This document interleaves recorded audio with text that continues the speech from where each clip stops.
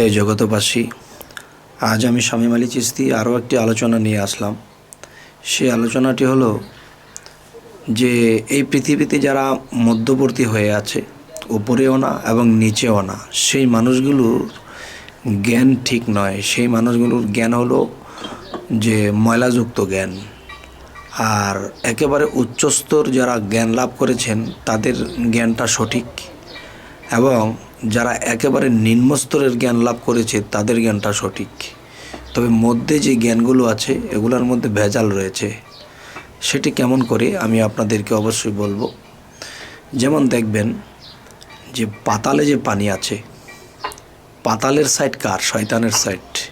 তবে পাতালের মধ্যে যে একেবারে নিচু স্তরে যে পানি, সেই পানি কিন্তু পরিষ্কার এবং সেই পানি খাওয়ার যোগ্য। এবং দেখা যায় যেই পানিগুলো আকাশ থেকে পড়ে, বৃষ্টির পানি, সেই পানিগুলো কিন্তু খুবই পরিষ্কার এবং সেই পানিগুলো খাওয়ার যোগ্য।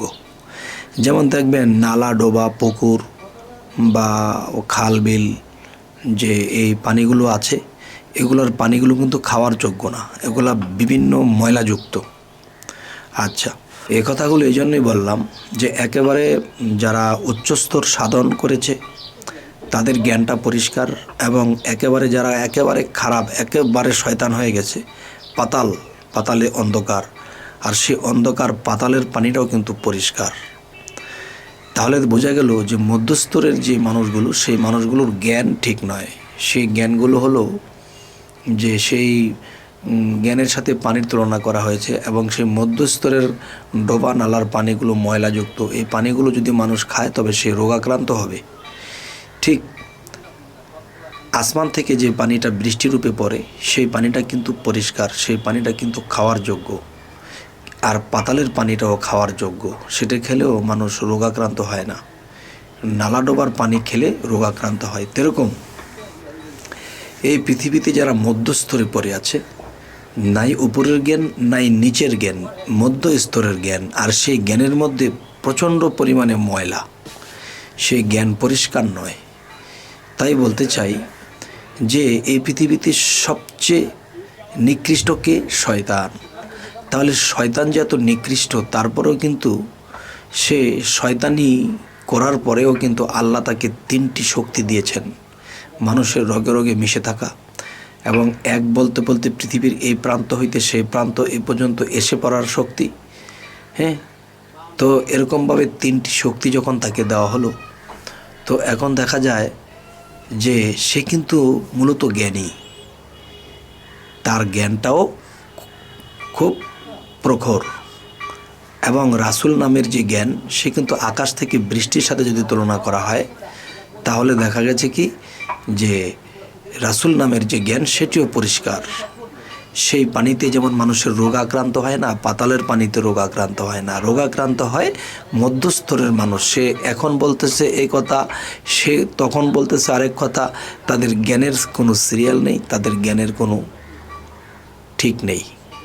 আচ্ছা, যাই হোক, আজকের যে এই আলোচনাটি করার উদ্দেশ্য হলো যে কেউ কখনো মধ্যস্তরের জ্ঞান নেবেন না, হয় উচ্চস্তর আর নয়তো নিম্নস্তর।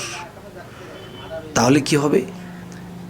যে নিচের খবর জানে সে মধ্যের খবর জানে, যে উপরের খবর জানে সে মধ্যের খবর জানে, আর যে মধ্যে আছে সে কিন্তু নিচের খবর জানে না এবং উপরের খবর জানে না। কিছু বুঝিয়ে বলতে গেলে সেটা সে মানে না। তবে হে জগতবাসী, আমার কিছু কিছু আলোচনা হয়তো কারো মেনে নিতে কষ্ট হয়, যে আসলে কী ধরনের কথা বলতেছি, এই কথাগুলোর কোনো সিরিয়াল নেই, বা এই কথাগুলো বুঝতে গেলে মাথায় ধরে না যে আসলে লোকটা তো বহুদিন ধরে ইউটিউবে কথা বলে, তবে কী ধরনের কথা বলতেছে, যে পাতালের কথা বলতেছে, আকাশের কথা বলতেছে। তো যাই কিছু বললাম, অবশ্যই আমি জ্ঞানী সম্প্রদায়ের কাছে আমার এই কথাটি রাখলাম। কেননা যে এই কথাগুলো বোঝার জন্যে এরকম স্তরের লোকই দরকার। সকলে বুঝবে না, তবে হ্যাঁ বুঝবে যদি তিনি সে উপরের বা নিচের মানুষের সঙ্গ তার থাকে। তবে আমি শামীম আলী চিশতি আপনাদেরকে একটা কথা বলবো, যে যদি মনে করেন যে হ্যাঁ এই কথাগুলো ঠিক নয়, এই কথাগুলো আসলে জ্ঞানে ধরছে না, তো অবশ্যই উচ্চস্তর বা নিম্নস্তরের লোকেদের সাথে বুঝবেন। মধ্যস্তরের লোকরা হলো কি যে তারা দোটানা, উপরেও টানে নিচেও টানে, তারপরে কি হয়, তারা কোনো সাইড পায় না।